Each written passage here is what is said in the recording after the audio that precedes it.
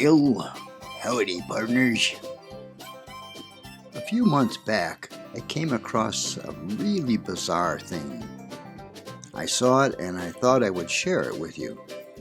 But before I do, so far, 2020 has turned out to be a true crap fest of a year.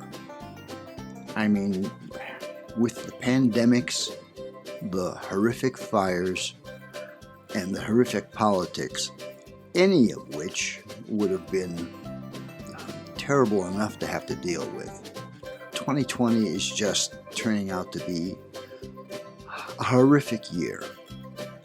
And so before I share this weirdness that I saw, I thought I might try to lighten things up a little bit by showing you guys some of the more beautiful experiences I've been able to have so far this year with you, and hopefully cheer you up for a little while.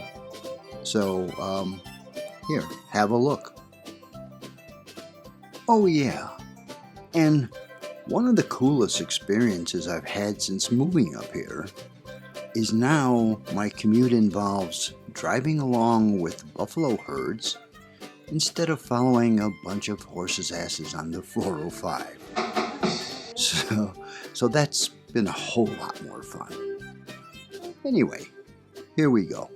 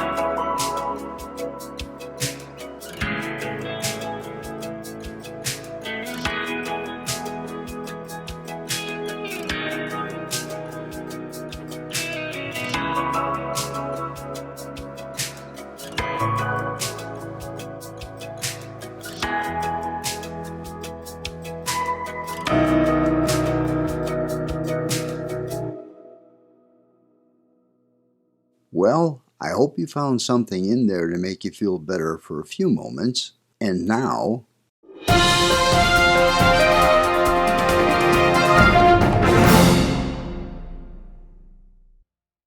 well, okay, so now let's get back to the weirdness that I alluded to way back at the beginning of this video.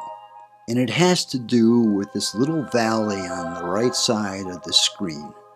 In particular, the island or cluster of trees you see there.